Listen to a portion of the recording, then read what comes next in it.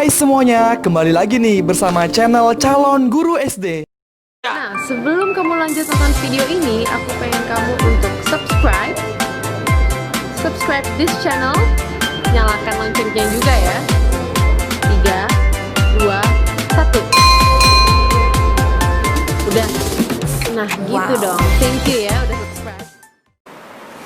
Rincian penambahan kasus positif di Provinsi Riau. Pasien nomor 237, Nona BA, umur 20 tahun, warga Rokan Hulu.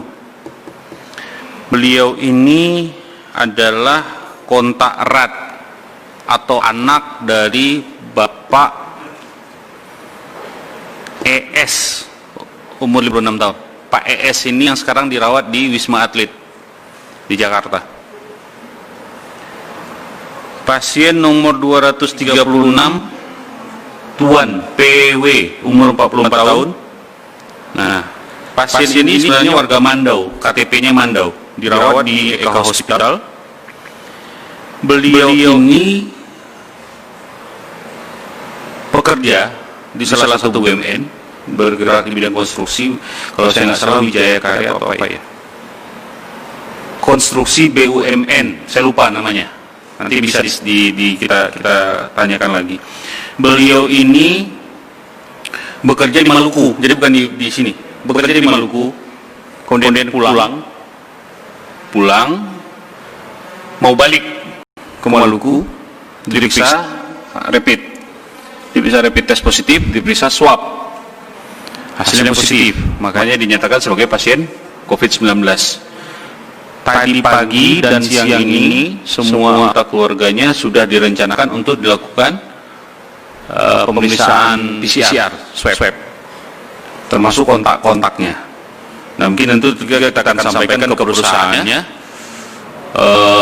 supaya dilakukan kontak tracing lagi, supaya kita bisa memutuskan rantai penularannya.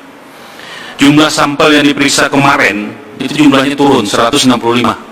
Padahal kapasitas dari lab kita itu bisa sampai 1000 sekarang, 1000 per hari. Cuma sampel yang datang itu kurang. Jadi kami sudah diperintahkan oleh Ketua Gugus Tugas Bapak Gubernur menyampaikan seluruh kabupaten kota seperti yang sudah diberikan surat dari Gubernur bisa meningkatkan bukan cuma 50 swab surveillance-nya, tapi bisa sampai 100. Jadi misalnya satu kabupaten 100, itu 1.200 per hari bisa menghandle. Kira-kira seperti itulah.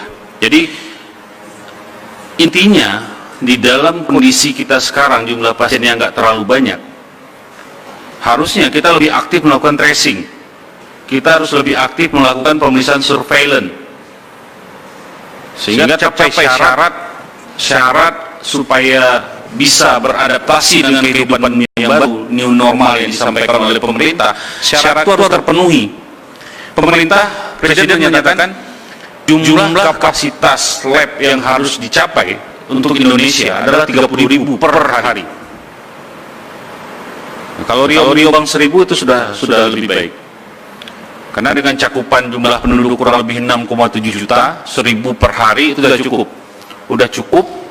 Jadi kalau misalnya kita bisa mencapai 1.000 sehari pemeriksaan, kemudian hasil pemeriksaan dari 1.000 yang positif, dari 1.000 pemeriksaan, kemudian hasil positifnya nggak terlalu banyak, cenderung datar, kita baru dinyatakan aman untuk melakukan aktivitas. Tetapi sebelum itu tercapai, kita belum bisa. Karena dengan kondisi sekarang, strategi utamanya adalah mencari kasus. Di awal kita menunggu kasus. Bulan Maret, bulan April itu kita menunggu kasus. Di bulan-bulan sekarang, ke depan juga begitu, kita akan mencari kasus tersebut. Saya juga bisa sampaikan di sini, kemungkinan vaksin itu masih lama.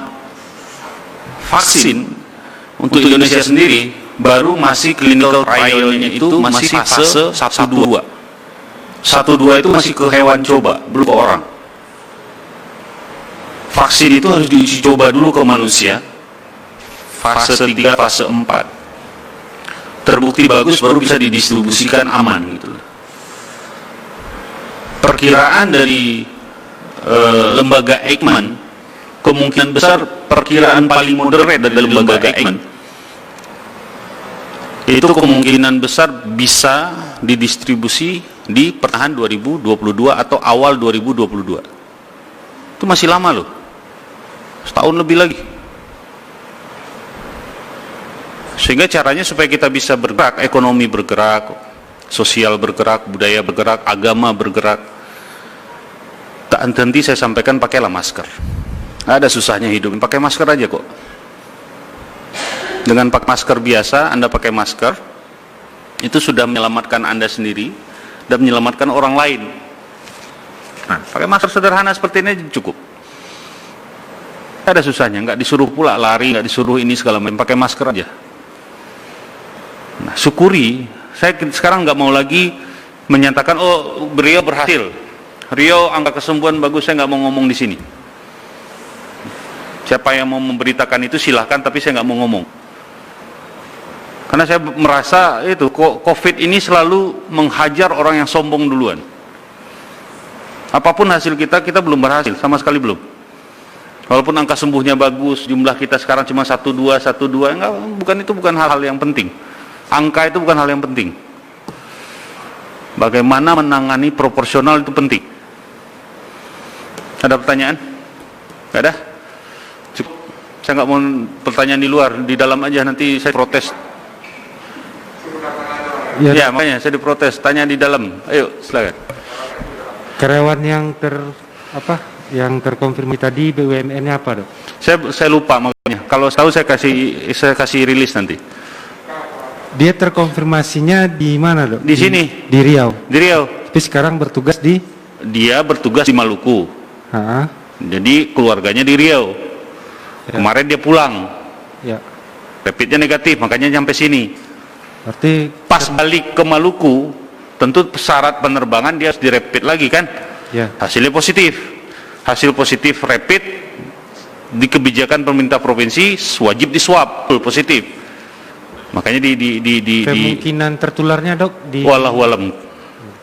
Jelas kalau kita ngomong teori epidemiologinya 14 hari ke belakang, lihat aja 14 hari ke belakang. Bisa di Malukunya, bisa di penerbangannya, bisa di transnya, karena Maluku, Makassar, Jakarta, Pekanbaru, itulah transitnya. Pengakuan pasien, ya mungkin dia nggak kemana-mana sih selama di sini. Ya alhamdulillah, semoga begitu. Lagi? Dok, untuk tracing pasien ES yang sekarang sudah di Jakarta sampai sejauh ini itu semuanya itu sudah diperiksa kecuali satu belum. Semuanya negatif, jadi semua kontak erat itu kan diperiksa. Dari semua kontak erat yang diperiksa hasilnya positif satu yang saya umumkan hari ini. Masih ada satu lagi yang menunggu hasil, satu orang kontaknya yang serumah itu. Kalau untuk rekan satu pesawatnya, Dok, kan ada 25 penumpang. Kita sudah sampaikan kalau dan di forum ini juga saya sampaikan, kalau ada yang merasa, tolong hubungi petugas atau institusi kesehatan setempat, langsung kasih tahu kontak erat dengan pasien dengan pasien positif di pesawat, pasti akan dilakukan pemeriksaan. Malam sebelumnya saya ditelepon dari salah satu, saya nggak tahu namanya siapa, dia WA ke saya, dia mengaku satu pesawat dengan si bapak itu, karena nama penerbangan dan jamnya kita sampaikan, jadi mereka sadar dia di Bandung. Saya arahkan langsung ke rumah sakit di Bandung atau rumah sakit atau institusi kesehatan yang punya lab, suruh lapor di situ supaya swab di situ. Di forum ini juga saya sampaikan, siapapun ya, misalnya dari sini ke Jakarta, berarti orang-orangnya kemungkinan serang di Jakarta semua tuh. Siapapun yang merasa satu pesawat di tanggal segitu, jam segitu, yang pernah kita sampaikan, tolong lapor ke institusi kesehatan setempat. Tapi belum ada laporan mereka yang terkonfirmasi, Dok, ya?